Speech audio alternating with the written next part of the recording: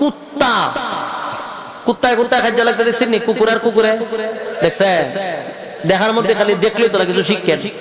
কুত্তায় যখন খাদ্য লাগে, যার সাথে ঝগড়াটা লাগতো চায়, যেটা একটু সবল, স্বাস্থ্যবালা, বডিওয়ালা, এটার সাথে যখন ঝগড়া লাগতো যায়, যেটা দুর্বল, এটা যখন আয়া দেহে এটার শরীর মোটা সোটা দললে খাইয়া লইব, তখন হেন মতো কিভাবে হয় জানেন নি? তখন দেখবেন দুর্বল কুকুরটা আস্তে করে লেঙ্গুরটা তার 2 পায়ের নিচে তার ঢুকা। দেখছেন কিনা জানি না, আমি নিজে দেখছি। 2টা পায়ের নিচে দিয়ে লেঙ্গুরটা ঢুকাই দেয়, ঢুকাইয়া এইভাবে খাইতে হয়, খাইতে গ্যাগ গ্যাগ করতে করতে বিজলি দেয়, বিজলি দিয়ে আস্তে আস্তে আস্তে করে আজকে একটা দৌড় মারে। ঠিক নেই? এর দ্বারা বোঝা যায় বাবা তোর শরীর মরিল দিকে বুঝা লাইছি যে দললে আমার ছাড়তে না, তাই আগের থেকে লেজটারে পায়ের নিচে নিয়া এরপরে বেখা হইয়া একটা দৌড় দেয়। ঠিক তেমনি ভাবে আবু জাহেল উমরের দিকে একবারে লেজ গুটাইয়া দৌড় দিয়া ঘরের ভিতরে গেছে। সব বলেন উমর। আপনারা যদি ইতিহাস পড়েন, ফেরাউনের ইতিহাস যদি পড়েন, ফেরাউন ধ্বংসের একমাত্র কারণ হলো ফেরাউনের বন্ধু। ফেরাউনের ইতিহাস যারা পড়ছেন দেখবেন ফেরাউনের বন্ধু ছিল হামান। হামাইন্না কিন্তু ফেরাউনের বুদ্ধি দিয়া দিয়া খুদা পর্যন্ত বানাইছে।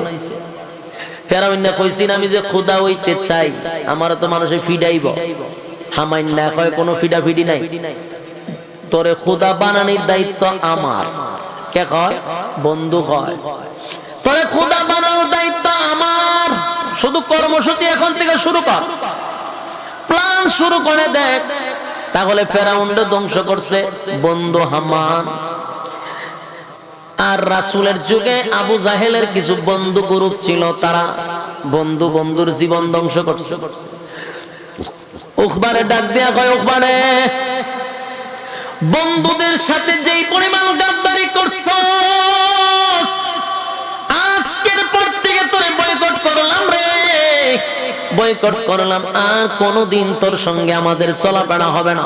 নেতা ওই তিনি তোরে নেতা বানানো, বোতল খাইতেনি আর জীবনে বালা কইরা খাওয়ামো, ক্লাবও যাইতেনি তোরে যাওয়ামো। আজকের পর থেকে তোর সাথে আমাদের কোনো ওঠা বসা নাই, তোরে বয়কট করলাম। এখন উপায় চিন্তা করলাম, সর্বনাশ, মুহাম্মাদের কালেমা পড়ার কারণে বন্ধুরা আমাকে ছেড়ে চলে যাবে, নেতাগিরি আমার চলে যাবে, আবু জাহিল্লা সেতা, আমার তো উপায় নাই। তাই উকবার সাথে সাথে একটা পল্টি মারছে। পল্টি বুঝুন না আপনারা? সাথে সাথে পল্টি মারছে, ডাক দেয়া কয়, দোস্ত দাঁড়া, আমার সাইরা যাবি না দোস্ত রে। আমি কালেমা পড়ছি কথা ঠিক, কিন্তু এটা অরিজিনাল মুহাম্মাদের কালেমা পড়ছি না। জুড়ে কন্যা নাউযুবিল্লাহ। কি পরিমাণ পল্টি মারছে! আমি কালেমা পড়ছি গো, কিন্তু আমি কালেমাটা আব্দুল্লাহর পুত্র মুহাম্মদের কালেমা পড়ি নাই। আবু বকর যেই কালেমা পড়ছে আমি সেই কালেমা পড়ি নাই। ওমর যেই কালেমা পড়ছে সেই কালেমা পড়ি নাই। এখন বন্ধুরা কয়, তুই কোন কালেমা পড়ছ? দোস্ত রে, আমি পলিটিক্সের কালেমা পড়ছি। বলার মানুষ পলিটিক্স বুঝেননি? আপনারা আওয়াজ নাই কেন? আওয়াজ নাই, বক্তা শুধু আওয়াজ কেমনে দিতেন চিন্তা করতেছেন? যদি হুজুরের দাম বাইরা জায়গা, হ্যাঁ, এরকম চিন্তা ভাবনা আছে আপনারা? একটু আওয়াজ দিলে কথা বলতে উৎসাহ, কারণ আমি তো আপনারা ভাষা বুঝি কম। আপনারা আমার ভাষা বুঝেন কিনা আমি চিন্তা থাকি আওয়াজ না দিলে। আর আপনারা আওয়াজ পাননি, এটার তো একটা টেনশনে আছে। তাহলে একটু কথাও তখন আমি আমার বাসায় ওয়াজ করলে তো ওয়াজ হইতো না, খবর জিয়ারত হইব। মাশাআল্লাহ, যে সুন্দর ভাষা আমরা, সিলেটের ভাষা। আমি আপনারা বুঝেন ওই ভাষাই কিন্তু ইউজ করতেছি। এরপরে যদি না বুঝেন তাহলে তো কপাল খারাপ। বুঝেন যে এটা তো আমার বুঝাইতেই, হ্যাঁ না মাধ্যমে আমার বুঝাইতে। একটু দিলের কান লাগায় শুনেন, বিশেষ করে যুবক, ইয়াং জেনারেশন। আজকে তোমাদের জন্য এই কথাগুলি খুব প্রয়োজন, বৃদ্ধদের জন্য না, শুধু আমাদের যুবক ভাইদের জন্য কথাগুলি একটু দিলের কান লাগায় শুনেন। যা করছেন আজকের থেকে ব্রেক দিতে হবে। যার তার সঙ্গে বন্ধুত্ব হবে, যারে তারে বন্ধু বানানো যাবে। যুবক ভাই, উকবা ডাক দিয়ে কয়, কালেমা পড়ি নাই, সাথে সাথে পল্টি মারছে। আমি কালেমা পড়ছি গো। কিসের কালেমা পড়ছো? কয় আমি পলিটিক্সের কালেমা পড়ছি। কয় সুরা পলিটিক্সের কালেমা কি? কো দোস্ত শুন ভালো করে, আব্দুল্লাহর পুত্র মুহাম্মদকে আমি দাওয়াত দিয়া নিয়ে আমার বাড়িতে খাওয়াইছিলাম। খানার টেবিল থেকে দাঁড়ায় কয় খাইব না। কেন খাবে না? কয় সে বলতেছে আমি মূর্তি পূজারী, সে পয়গম্বর, মূর্তি পূজারীর ঘরে খানা খাবে না। দোস্ত তোরা ক এই মজলিস থেকে যদি আব্দুল্লাহর পুত্র মুহাম্মদ উঠে যায় রে, সমাজের মধ্যে আমি মুখ দেখাইতে পারবো না, সবাই আমার মুখে তুতু দিবে। তাই বাঁচার জন্য আব্দুল্লাহর পুত্র মুহাম্মদের কালেমা পড়ে ঈমান আনছিলাম। এটা আমার পলিটিক্সের কালেমা ছিল। নাউজুবিল্লাহ। কি পরিমাণ সিটার চিন্তা করেন ফল্টি লইছে। এ যুবক ভাই, উখবার বন্ধুগুলো ছিল ডেঞ্জারাস, মারাত্মক, এর থেকে আরো বেশি শিয়ানা। বন্ধুগুলা ডাক দেয়া কয় দোস্ত রে, এত সহজে তোরে আমরা বিশ্বাস করতে পারি না, কারণ তুই বন্ধু মহলের সাথে বেঈমানি কইরা লাইছস, সুতরাং তোরে এত সহজে বিশ্বাস করা যায় না। আমরা জানি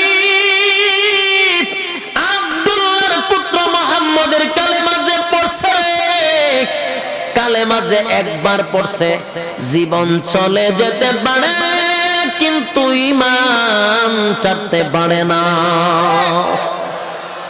এটাই এমন এক শক্তিশালী জিনিস, জীবন ছাইরা দেয় কিন্তু ঈমান ছাড়ে না। আবু জাহিল ডাক দেয়া কয় দোস্ত শুন, আমি সুমাইয়ারে মারছি রে। সুমাইয়া একটা মহিলা, এর ঈমান এত শক্ত ছিল, জীবন দিয়া দিছে, ঈমান দিছে না। তোরে তো এখনো ফিডাই দিছি না, মায়ের দিছি না, তুই কালেমা ছাড়লে কেমনে? কথা বুঝতেছেন আমার? হয় আমি সুমাইয়ারে মারছি, জীবন দিছে, ঈমান দিছে না। তোরে তো এখনো মায়ের দিছি না। তোরে যখন সাইজ করুন তখন তুই কালেমা ছাড়তে, তুই তো সাইজই করছিস না, তোর তো ফিডা খালি শুরু করো। বন্ধুরা এর হুমকি দিতে তোরে ফিডা, তোরে সাইজ কইরাম। এবার উখবা কয় দোস্ত শুন, সত্যিকারের কালেমা আমার ভিতরে ঢুকাই নাই। সত্যিকারের কালেমা যারা একবার ভিতরে ঢুকাইছে, জীবন চলে যেতে পারে, কালেমা ছাড়তে পারে না। জোরে কম সুবহান। এ যুবক ভাই, বক্তব্য কার? বেঈমানের বক্তব্য, তারা নিজেরাই স্বীকার করতেছে। আব্দুল্লাহ পুত্র মুহাম্মদের কালেমা যে একবার পড়ছে গো, সে কোনোদিন আর কালেমা ছাড়তে পারে না। আমি ছাড়ছি কারণ আমি তো পলিটিক্সের কালেমা পড়ছিলাম। এবার যুবক ভাই, আবু জাহিল এর মধ্যে হলো উমাইয়া, আরো আছে কয়েকটা, তো সবটি আল্লাহ জাহান্নামের সিল মেরে রাখছে। সবটি শয়তানগুলি এর বুদ্ধি দিছে, দোস্ত দাঁড়া, তুই যে ফল্টি বাজ আমরা কেমনে বুঝবো? তুই আবার ফল্টি দিতে নাই এমন তো কোনো গ্যারান্টি নাই। তুই যে অরিজিনাল কালেমা পড়ছত না ডুপ্লিকেট কালেমা পড়ছত আমরা এখনো কনফার্ম না। এটা কনফার্ম হওয়ার জন্য একটা কাজ করতে হবে। কি কাজ? তুই যদি আমাদের কথা শুই না, আমাদের কথা মতো কাজ করস, তাহলে বুঝতে পারবো তুই আমাদের দলে আছো, মুহাম্মাদের দলে না। এই ইয়ং জেনারেশন যুবক ভাই, দিলের কান লাগায় শুনেন। বন্ধু কিন্তু পরামর্শ দিতেছে বন্ধুদেরকে, বন্ধুর দ্বারা কি কি ক্ষতি হয় একটু দিলের কান লাগায় শুনেন। বন্ধুর দ্বারা কি ক্ষতি হতে পারে? বন্ধু আপনাকে জাহান্নামে নিতে পারে, এটা বিশ্বাস করেন? কথা হয় না? যত সমাজ ধ্বংস কার জন্য? বন্ধুর জন্য। আপনারা এখানের মধ্যে সিগারেট খাননি? অনেকেই খান। যদি ওই সিগারেট কারা কারা খায় তাহলে অনেকেই লাভবাহিক কইতে রাজি হইবেন, আমি জানি। তো লজ্জা দিয়া লাভ নাই। যারা সিগারেট খান, আমি তাদের কাছে একটা প্রশ্ন করি, সিগারেট খাওয়ার শুরু কোথা থেকে? আমি যদি কাউরে জিজ্ঞাসা করি যে ভাই তুই সিগারেট খাস, এটা সারা নজর পা, এটা কোনার থেকে এটা হইছে, কোন ঘটনারে কেন্দ্র করে এটা বিড়ি খাওয়াটা উৎপাদন হয়েছে, দেখবেন হ্যাঁ আমারে জানাইব, অথবা আপনাদেরকে জানাবে তার জীবনের প্রথম ইতিহাস বিড়ি খাওয়ার শুরু কোথা থেকে হয়। দেখবেন কোনো না কোনো ক্ষেত্রে বন্ধু জড়িত। আমি যতটুকু জানি সিগারেট খাওয়া যারাই শিখছে ওইটা কিন্তু মা বাপে শিখায় না। আপনারা বোলা থেকে মা বাপে সিগারেট খাওয়া শিখায়। 7 বছরের সময় কয় যাবো একটু টান দাও বলে, অথবা মা শিখায় যে বাবা সকাল বিকাল 2টা টান দিয়ে শিখবা, আস্তে আস্তে শিখায়নি। তাহলে কে শিখায়? স্কুলের স্যারেরা। যে 10টার পর থেকে সিগারেট খাওয়ার প্রশিক্ষণ দেওয়া হবে, এমন কোন ক্লাস আছে বাংলাদেশে? তাহলে বোঝা গেল সিগারেট মা বাবা শিখায় না, সিগারেট খাওয়া উস্তাদরা শিখায় না, সিগারেটের একটা উস্তাদ আছে, এটা হলো বন্ধু। কথা খায় না, সিগারেটের উস্তাদই হলো বন্ধু। যারাই সিগারেটটা, আমি বুকে হাত দিয়ে বলতে পারবেন আপনারা যে এটার উস্তাদ বন্ধু। এই কাজটা অন্তত বন্ধু শিখায়। যদি আপনারা স্মরণ না থাকে তাহলে ধ্যানমগ্ন অবস্থায় কতক্ষণ বসে থাকবেন, যে শুরুটা কই থেকে হয়েছিল। দেখুন আপনার ধ্যানের ভিতরে শয়তানে ঢুকাই দিব যে তোর বন্ধু। বলুন কে? মাশাআল্লাহ, বন্ধুই কাজগুলো খুব সুন্দর করে করাইতে পারে। এরপরে যারা গাঞ্জা খায়, এরপরে এখন বাড়িছে কিতা নেশাগ্রস্ত যে সমস্ত পণ্যগুলা, যে ট্যাবলেট, এরপরে বাড়িছে এখন কিতা নামও চিনি না, ওই যে আপনার ডাইল হয় একটারে, এরপরে ডাইল লই একবার আমি পড়ছিলাম বেজাল। আমার কাছে একজন এসে দেখো ভাই এত এলাকার মধ্যে ডাইল কোট ডাইল খায়, ডাইল হেলে দিচ্ছে, আমি তো ডাইল খাই। আমি তো আর এটা হাকিকত বুঝছি না। আমারও জন কাছে আমি ডাইল তো আমিও খাই। আরে এই ডাইল না, আমি কোন ডাইল? বুটের ডাইল। বুটের ডাইলও খাই। বুটের ডাইল না, আমি মসুরিও না। হ্যাঁ বেটা, এরপর আমার ডাইল কি আছে? মুগ ডাইল নেই, মুগ ডাইলও খাই। আমার জীবনে জানতাম না যে ডাইল যে একটা নেশাগ্রস্ত জিনিস। ওই দিন শুনছি আমার বাইরে এইটা না, এই ডাইল হইলো খাইলে পরে এটা নেশা। সর্বনাশ, তিতার মানুষের দ্বারা কোন যেত না যে ডাইল খাই। সাবধান, ডাইল খায় কথাটা কইলো ডর করে, ভয় লাগে। এখন বাড়িছে ডাইল, এই যতগুলা নেশাগ্রস্ত জিনিস আছে আমাদের যুবকরা এগুলা এখন খায়। লাইফ শেষ, দুনিয়া শেষ, পরকালও শেষ। এই নেশাগ্রস্ত জিনিসগুলা শিখায় বন্ধু। নেশা যারা শিখে, বন্ধু শিখায়। এই বন্ধু আপনার জীবন শেষ করে দিল, দুনিয়ার জিন্দেগি, পরকালের জিন্দেগি, উভয় জিন্দেগির বরবাদ। বলুন, বন্ধু একটা গুরুত্বপূর্ণ জায়গা। সেই জায়গাতে যদি আপনি অযোগ্যকে আপনার বন্ধু বানান, আপনার লাইফ ধ্বংস করে দিবে। তার সাথে বন্ধুত্ব করবেন না, সাবধান, খুব সাবধান, খুব সাবধান। বন্ধুত্ব সবার সাথে চলে না। সে আপনার ওজন বুঝবে না, আপনার মানুষের সামনে সে ফাতলা বানায় দিবে, আপনার ইজ্জত সে নষ্ট করে ফেলবে। এই জন্য যোগ্যবান বন্ধু দরকার, যার কাছে আপনি সব শেয়ার করবেন। এটা ভালো একটা বন্ধু দরকার। আউল ফাউলদেরকে বন্ধু বানাইবেন, লাইফ শেষ। কথা বুঝতে চাই? উকবার বন্ধু ছিল মারাত্মক। বন্ধুরা কয় তুই যে অরিজিনাল না ডুপ্লিকেট কেন বুঝো? যদি আমরার কথা মানস তাহলে বুঝুম তুই আমরার দলে আসস, আর না মানলে তুই মুহাম্মদের দলে। উকবা তো শয়তান আগে ছিল, সে খুব দুষ্ট ছিল। রাসূলের একবার নামাজরত অবস্থায় এই উকবাই কিন্তু রাসূলের এই শরীরের মধ্যে উটের নাড়ি বুড়ি রাখছিল। উকবা আগের থেকে শয়তান, এ খুব মারাত্মক খারাপ ছিল। দেখো দুষ্ট, তোরা যা বলবি তা মানতে বাধ্য। দুস্তরা মিল্লা এর পরামর্শ দিল, যেই জবান দিয়ে কালেমা পড়ছস, এই জবান থেকে মুহাম্মদের সুন্দর চেহারার মধ্যে তুতু মারতে হবে। নাউজুবিল্লাহ। আপনারা নাউজুবিল্লাহর আওয়াজটা আন্তরিকতা নাই, নবীর প্রতি মহব্বত কম। এখন চিন্তা করেন, বন্ধু কত খারাপ হইলে এমন পরামর্শ দিতে পারে? কথা হয় না? আজকের সমাজের যুবক কেমন ধ্বংস হয়? নাচ গানের জন্য বন্ধু বন্ধুরা নিয়ে যায়। রাতের রানীদের সাথে যারা দেখা করতে যায়, ক্লাবে নাচানাচি করে, বন্ধু বন্ধুরা নিয়ে যায়। ক্লাবে একা একা যায় না, বন্ধু বন্ধুরা নিয়ে যায়। যারা বোতল খায় সমানে, বন্ধুরা মিল্লা বোতল খায়, একা বোতল খায় না। কিছুতে টাকা লাগায়, একা লাগায় না, বন্ধুরা মিল্লা লাগায়। ধর্ষণ, এরপরে ইফটিজিং, সাদাবাজি, টেন্ডারবাজি, সমাজের মধ্যে যত অপকর্ম আছে সব বন্ধুরার সাথে জড়িত। আপনার সন্তানকে, আপনারও দায়িত্ব আছে আপনার সন্তানের প্রতি। কার সাথে মিশতেছে, কার সাথে যাইতেছে, এগুলোর দায়িত্ব মা বাবা। মা বাবা একটা সময় আমার কাছে বিচার দেয়, সন্তান কথা শুনে না। যে সময় কন্ট্রোলে ছিল, কন্ট্রোলে রাখলেন না কেন? এখন কন্ট্রোলের বাহিরে, এখন আপনাকে ফাত্তাই দেয় না, বাবা হিসেবে সম্মানও করে না। কেন? বেয়াদবদের সাথে চলাফেরা করে, নেশাগ্রস্ত বন্ধুদের সাথে চলাফেরা করে, তার লাইফ তো ধ্বংস। এই জন্য আপনার সন্তানের দায়িত্ব আপনার নিতে হবে। আমার সন্তান কয়টার সময় ঘরে আসলো, কয়টার সময় বাহির হইল, এগুলো দায়িত্ব আপনার। আমাদের দেশে দেখবেন, আমার মুর্শিদও মাঝে মধ্যে যায়, প্রশাসনের লোক গিয়া মাইকে লইয়া কয় মাদক মুক্ত পরিবেশ আমরা গড়ে তুলতে হবে। কি বক্তব্য দেয় ইমাম সাহেবের মিম্বরের সামনে কারিয়া। মাঝে মাঝে মেজাজটা গরম হয়, কিন্তু কইতারি না, কারণ হইলো বিপদে তো আমরা আছি, সব কথা তো আর কইতে পারি না। বেটা কিয়ামত পর্যন্ত এরকম বক্তব্য দিতে পারবে মাদক মুক্ত হবে না। সুরে কয় চুরি কর, আর গিরস্ত্রে কয় সজাগ থাক। কথা বুঝতেছেন নি? মাদক মুক্ত হইতো, মাদক কর্তৃক আসে, এই ট্যাবলেট কর্তৃক আসে, বাংলাদেশে তো উৎপাদন হয়, কথা কয় না। এটি যেখান থেকে আসে ওখান থেকে আসার সুযোগ দেয়, আর বাংলাদেশ আসার পর খাইস না। এটা বাউতাবাজি সারানোর দরকার। এদেশের মানুষের লাইফ নষ্ট করে দিচ্ছে, যুবক বলির পড়া লেখা যা আছে সব শেষ। এগুলো আসে সব দাদার দেশ থেকে। কথা বুঝতেছেন?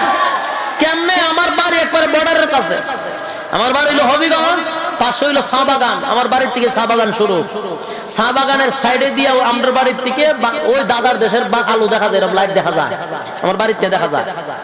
ওখানটা বড় বড় এই গ্যাং গলে এইদিকে ঢুকে, মোটরসাইকেল দিয়ে দিয়া ঢুকে দুমছে, ইটা লইয়া ভিতরে ঢুকে, ঢুকবার সময় খুব সুযোগ দেয়, তাড়াতাড়ি বেড়ে তাড়াতাড়ি বেড়ে। ইটা বাংলাদেশ যাওয়ার পরে এরপরে খাইস না। বিলার সামনে যদি শুটকি দিয়া সামনে লটকায় রাখে, বিড়ালের কিন্তু সবচেয়ে প্রিয় খাবার হলো শুটকি। শুটকিটা যদি আপনি নাকের ধারে দিয়া বলে বিলাই সাবধান, এটা তোর সামনে দিছি ঠিক, কিন্তু খাইবে না, এটার ভাই চাইবেও না, সেপালাই দে, চাইস না। বিলাই এটা কোন ধরনের বিচার আমি বুঝলাম না। তো বুঝোস না? বলে না, তোর সামনে আমার সামনে রাখলেন আমার ফেভারিট খাবার, তা আমার কোনটা ধরতাম না, ধরলে জিয়াল দিবেন, ফাঁসি দিবেন, ঘটনা কিতা? তখন বিড়ালে তো বাসা নাই, হের বাসায় কয় এরকম আইন দে জুতা দা দেই আমি। বিড়ালে কয় এরকম আইন যারা করছে এরার কপালে জুতা দা মারি। আমার ফেভারিট খাবার আমার নাকের সামনে দিয়া খাইস না, খাইলে জরিমানা। তুই খাবারটা তুই বাস্ক বন্দি করে তো, ঠিক না? বাস্কবন্দি করে তুই বলে বাস্ক করলে খাইস না, যুক্তি আছে। আমার সামনে ওপেন করে রাখবেন, এরপরে খাইস না, এটা তো খাইসলামই, ঠিক না? এই সমস্ত নেশাগ্রস্ত জিনিস ওপেনে আনে, এরপরে খাইস না, খাইলে কিতা করবেন? খাইলে সাইড দেওয়ালের ভিতরে বন্দি করে তো বেটা এটা তুই ডুবলে দিতে আসলে না। এই খাস এই সাইড দেওয়ালের ভিতরে যাওয়ার আগে তো এই জিনিসগুলো তো ভিতরে ঢোকার জন্য নিষেধ করা দরকার ছিল। যে গেট দিয়ে আসে ওই গেটের লোক রাখার দরকার ছিল, ঠিক না? সব উল্টা পাল্টা। এজন্য আমরা উলামায়ে কেরাম আপনাদেরকে সবসময় ভালো পরামর্শ দিই, আপনার সন্তানদেরকে আপনার মোটের মধ্যে রাখবেন, বাজে বন্ধুদের সাথে যেন চলাফেরা না করে। কথা বুঝতেছেন? এবার শুনেন, উকবার বন্ধুগুলা তো এমনি হলো দুষ্ট, আবার কেমন একটা বুদ্ধি দিছে চিন্তা করছেন। কই যেই জবান দা কালেমা পড়ছস, ঠিক ওই জবান দিয়া আব্দুল্লাহর পুত্র মুহাম্মদের সুন্দর চেহারার মধ্যে যদি তুই তো মারতে পারস, নাউজুবিল্লাহ, তাহলে আমরা বুঝবো তুই আমাদের দলে আসস, আমরা খুশি হয়ে যাব। কেমন বন্ধু, এর পরামর্শ দিস। হ্যাঁ, কিন্তু এরকম চিন্তা ভাবনা করছিল না, কিন্তু যে বন্ধুর সাথে চলে, হয়তো দোস্ত আমি রাজি, নাউজুবিল্লাহ, হ্যাঁ আমি রাজি। কেন রাজি? গদির জন্য, চেয়ারের জন্য, পলিটিক্সের কালেমা পড়ছে তো। এই গদির জন্য মানুষ সব করতে পারে, সব উকবাই যেটা করছে সব করতে পারে মানুষ। উকবাই আমি রাজি। 4-5 জন মিল্লা এরা রাসূলের কাছে গেছে, আল্লাহর রাসূল খানায় কাবার থেকে দূর থেকে এরা দেখছে এরা যে আসতেছে। রাসূলের ভিতরে তো মায়া মহব্বতের অভাব নাই, রাসূল একেবারে দরদ মাকা দিল নিয়া রাসূল উঠে দাঁড়ায় গেছে, দাঁড়ায় আস্তে আস্তে এদের দিকে আর আগায় যাইতেছে।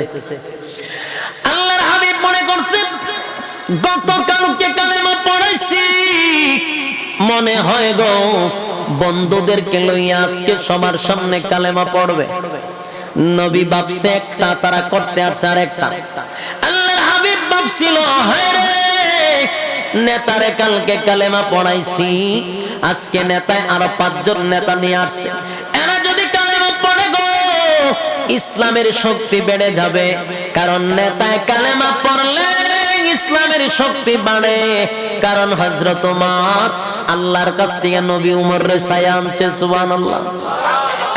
খলিফাতুল মুসলিমিন হযরত উমর ইসলাম ধর্ম গ্রহণ করার পরে ইসলামের শক্তি বাড়ছে না কমছে? অনেক গুণে বেড়ে গেছে। উমর ইসলাম ধর্ম গ্রহণ করার পরে প্রকাশ্যে নামাজের অনুমতি আসছে সুবহান। হযরত উমর বলেন, হাবিব আমি উমর কালেমা পড়ছি গো, আর আজকে আপনি লুগাইয়া লুগাইয়া নামাজ পড়বেন, এটা তো হতে পারে না। আমি আপনারে ওয়াদা দিলাম আজকে থেকে আপনি প্রকাশ্যে নামাজ পড়বেন। আল্লাহর হাবিব আমারে অনুমতি দেন, আমি একটা বক্তৃতা দিব। হযরত ওমর তরবারি লইয়া জোরে জোরে বক্তব্য দিতে লাগলো। মক্কা নগরীর কুরাইশ বংশের লোকেরা এবং যত লোক আছে সবাইকে আমি সাবধান করে দিলাম, আমি উমর ইসলাম ধর্ম গ্রহণ করছি, প্রকাশ্যে নামাজ হবে। পারত যদি কেউ বাধা দিতে, কার সন্তান এতিম করতে চাস আমার তরবারের কাছে আয়, কার বিবিকে বিধবা বানাইতে চাস আমার তরবারের কাছে আয়। এবার আবু জাহিল ঘর থেকে কয়, সব বনাছে তোমার বক্তব্য কে দে রে আমার এলাকায়? আবু জাহিল ঘর থেকে বাইরে গিয়া দেখে উমর বক্তব্য দেয়। উমর রে দেখে আবু জাহিল পিছন দিকে না চাই একটা দৌড়দা করে গেছে।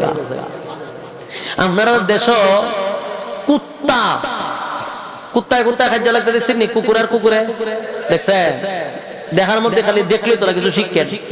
কুত্তায় যখন খাদ্য লাগে, যার সাথে ঝগড়াটা লাগতো চায়, যেটা একটু সবল স্বাস্থ্যবালা বডিবালা, এটার সাথে যখন ঝগড়া লাগতো যায়, যেটা দুর্বল, এটা যখন আয়া দেহে এটার শরীর মোটা সোটা দললে খাইয়া লইব, তখন হেন মত কিভাবে হয় জানেন না? তখন দেখবেন দুর্বল কুকুরটা আস্তে করে লেঙ্গুরটা তার দুই ভাবের নিচে তার ঢুকা। দেখছেন কিনা জানি না, আমি নিজে দেখছি। দুইটা পায়ের নিচে দিয়ে লেঙ্গুরটা ঢুকাই দেয়, ঢুকাইয়া এইভাবে খাইতে হয়, খাইতে গ্যাগ গ্যাগ করতে বিজলি দেয়, বিজলি দিয়ে আস্তে আস্তে আস্তে করে আজকে একটা দৌড় মারে। ঠিক নেই? এর দ্বারা বোঝা যায় বাবা তোর শরীর মরিল দিকে বুঝা লাইছি যে দললে আমার ছাড়তে না, তাই আগে থেকে লেজটারে পায়ের নিচে নিয়া এরপরে দেখা হইয়া একটা দৌড় দেয়। ঠিক তেমনি ভাবে আবু জাহেল উমরের দিকে একবারে লেজ গুটাইয়া দৌড় দিয়া ঘরের ভিতরে গেছে। সব বলেন উমর উমরের দিকে খুব ডরাইছে। উমরের মেজাজ ছিল গরম। ইসলামের অনেক উপকার হয়েছে উমর আসার পরে। খলিফাতুল মুসলিমিন হযরত উমরের শয়তানে ভয় পাইতো, এমন মেজাজ গরম ছিল, আর এই মেজাজটা আল্লাহর কাছে পছন্দ ছিল সুবহানাল্লাহ। উমরকে বলা হয় মেজাজে ওহী, যার মর্জি মিজাজ মতো আল্লাহ কোরআনের বহু জায়গায় আয়াত নাযিল করছে সুবহানাল্লাহ। উমরের মেজাজ গরম ছিল। একবার রাসূল এক সাপরিয়ারে কইতেছে তোর গাটির কিতা এক ওইটার ভিতরে সাপ আছে। রাসূল কই দেখি, এবার দেখাইতাম না। দেখাস না, কোনা দেখাবো না। রাসূলটা না করে দেখাইতো না। রাসূল দুইবার কইছে, হে রাসূলের ফাত্তাই দেয় না। আল্লাহ রাসূল সব বনা সেদি আমার দেখা হই না, তো দেখায় না শেষ। রাসূল চলে যাবে, রাসূল চলে যাবে। হঠাৎ করে রাসূল তাকায়া দেখে হে নিচে দিয়ে তাকায়া দেখে প্রস্রাব করতেছে দাঁড়াইয়া, আবার দেহ শরীর কাঁপতেছে, চোখ দুটো পড়ে গেছে। রাসূল কই ইন্না লিল্লাহ, আমি তো তোমার কোনো কষ্ট দিছি না, আমি তোমার কি ধমক দিছি? আমার দ্বারা কি কোনো কষ্ট পাইছো? তখন দেহ খালি কাঁপে আর মুতে, আবার চোখ দুটা বড় বড়। রাসূল কয় আমি কি কষ্ট দিলাম? তারা তো কোনো ধমক দিলাম না, দিগো এরকম অবস্থা কেন হইলো? রাসূল হঠাৎ করে পিছে তাকায়া দেখে উমর খাড়া হইছে। খলিফাতুল মুসলিমিন উমর যে খাড়া হইছে, তরবারি একবার ঢুকায় একবার বাইর করে। এই দৃশ্য দেখে হে জাগাত মুতে দিছে এবং এক কাঁপা শুরু করছে। রাসূল কয় সর্বনাশ, এই কারণে তুই কই হেরি অবস্থা কেন? উমর রে হয় তোমার চোখ লামাও, তোমার এই চোখ দেখে হেতে জাগাত মুতে দিছে। খলিফাতুল মুসলিমিন উমরকে দেখলে ডরাইতো, ভয় শয়তানে পর্যন্ত ভয় পাইতো। শয়তান উমর যে রাস্তা দিয়া যাইতো, শয়তান ভুলই রাস্তা দিয়ে যাইতো না। চিন্তা করেন উমরের কেমন গরম মেজাজ। উমর কালেমা পড়ছে, আল্লাহর কাছ থেকে উমরের ছায়া আনছে। নেতায় কালেমা পড়ার কারণে ইসলামের উপকার হইছে নি? ওই কারণে রাসূল ভাবলো উখবাত তো একটা নেতা, সাথে কতগুলো আছে, আবু জাহেল একটা নেতা, আবু লাহাব নেতা, এরপরে আরো আছে উমাইয়া, এগুলো সব তো নেতা। তিনটি যদি আমার ইসলামের পক্ষে চলে আসে তো আমার আর কোনো সমস্যা নাই। রাসূল দিল মাথা দরদ লইয়া রাসূল উচ্চা এদের দিকে আগানো শুরু করছে যে এরারে আমি একটু সম্মান দিয়া রানি। সুবহানাল্লাহ। দিল মাকা দরদ লইয়া সামনের দিকে আগাইতেছিল আর ওই বেঈমানের বাচ্চাগুলি দুশমনি লইয়া নবীর দিকে আগাইতেছিল নবী যায় রে মোহব্বত লইয়া তারা আসে দুশমনি লইয়া নবী যায় মোহব্বত লইয়া তারা আসে দুশমনি লইয়া আল্লাহর হাবিব মুস্কি মুস্কি হেসে সামনের দিকে যায় গতকালকে কালেমা পড়াইছিলাম আর আজকে মনে হয় গো বন্ধুদেরকে লইয়া আসছে প্রকাশ্যে কালেমা পড়বে আল্লাহর হাবিব খুশি হইয়া নবী আমার দৌড়াইয়া সামনের দিকে যায় কিন্তু উকবার সামনের দিকে আসতেছে দুশমনি লইয়া ঠিক এরই মাঝখানে উকবা তুতু দেওয়ার আগে নবীর চেহারা মুবারকের দিকে যখন তাকাইছে উকবার ভিতরে একটা মসুর মারছে এত সুন্দর চেহারার মধ্যে কেমনে গো আমি তুতু মারি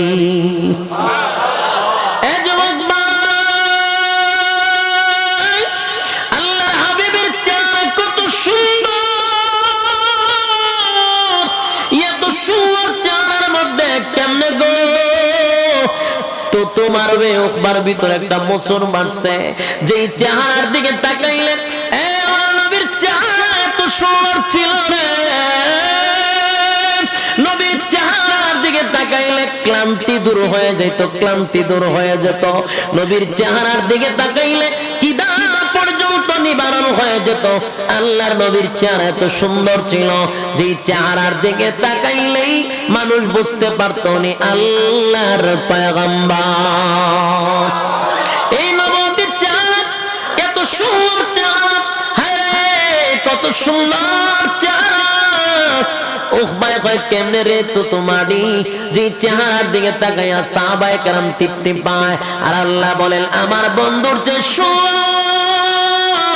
আমি আল্লাহ কাউরে বানাই নাই হযরত জিবরাইল আলাইহিস সালাতু ওয়াস সালাম পর্যন্ত বলতে বাধ্য হয় জিবরাইল বলেন আমি হাজার হাজার লক্ষ বছর আগে আমি জিবরাইলের সৃষ্টি হইছে আমি 1 মিনিটের ভিতরে গোটা পৃথিবীটা কয়েকবার চক্কর দিতে পারি রে আমার জীবনে যত মাখলুক দেখছি আমার জিন্দেগির মধ্যে বলতে পারি আল্লাহর পয়গম্বর নবী মুহাম্মদুর রাসূলুল্লাহ সাল্লাল্লাহু আলাইহি ওয়াসাল্লামের চেয়ে সুন্দর আমি আর কাউরে দেখি নাই জোরে কোন সুবহানাল্লাহ হযরত জিবরাইল বলেন আমার জিন্দেগিতে এত সুন্দর কাউরে দেখি না আল্লাহ ডাক দিয়া বলেন জিবরাইল রে তুমি কি দেখছো আর কি দেখবা তুমি বলছো দেখি নাই আর আমি আল্লাহ বলি আমার বন্ধুর চেয়ে সুন্দর আমি কাউরে বানাই না তুমি দেখছো না দেখবা কোথা থেকে আমি তো বানাই নাই আমার বন্ধুর চেয়ে সুন্দর কাউরে বানাই নাই গো আল্লাহ বলেন আমার বন্ধুরে আমি দেখার জন্য বন্ধুরে সব সময় দেখি আমার মন ভরে না আমি আমার বন্ধুরে দ্বারে বসাইয়া দেখার জন্য বন্ধুরে আমি ইনভাইট করছিলাম বন্ধু গো আপনার আমি দাওয়াত দিলাম বন্ধুরে বন্ধু দাওয়াত দিয়া নিয়া দুনিয়াত না বন্ধুরে দাওয়াত দিয়া নিছে 7 আসমান টপকাইয়া সিদরাতুল মুনতাহা টপকাইয়া আরশ আজিমে বসাইয়া বন্ধুর পাশে বন্ধুরে বসাইয়া বন্ধু গল্প করছে আর মন বড়ে কুদরতি নজর দিয়া বন্ধুরে দেখছে এ যুবক ভাই যে চেহারার দিকে তাকাইয়া বেঈমানের বাচ্চাগুলি তারা নিজেরাই বলতো এটা কোনো মিথ্যাবাদীর চেহারা হতে পারে না আমরা এটা বলতে পারি উনি আল্লাহর পয়গম্বর সাধারণ কোনো মানব না আল্লাহর নবীর চেহারাই প্রমাণ করতো উনি পয়গম্বরী চেহারা এত সুন্দর চাঁদ কেমনে গো উকবায় তো তোমার বে কেমনে বাড়বে চেহারা দেখে উকবার ভিতরে মোচড় মারছে ঠিক এই মুহূর্তে আল্লাহর হাবিব সামনের দিকে আগায়া গেল সামনের দিকে আগাইয়া নবী মুস্কি মুস্কি হাসে নবীর ভিতর তো ছিল আরেকটা মনে হয় কালেমা পড়ার জন্য আসছে তাদের ভিতরে ছিল দুশমনি এ যুবক ভাই নাই দুশমনী লইয়া বেঈমানের বাচ্চাগুলি নবীর সামনে হাজির আর আল্লাহর পয়গম্বর দিল মাকা দরদ লইয়া তাদের সামনে হাজির হইছে নবী ডাক দিয়া বলেন উকবা রে গতকালকে কালেমা পড়াইছিলাম আজকে কি আবার বন্ধুদেরকে লয়ে আইছত কালেমা পড়ার জন্য নবী মুস্কি মুস্কি হাসতেছিল আনন্দে ঠিক এই মুহূর্তে উকবা বলে না কালেমা পড়ার জন্য আসি নাই কালেমা ফেরত দেওয়ার জন্য আসছি জোরে কর নাউজুবিল্লাহ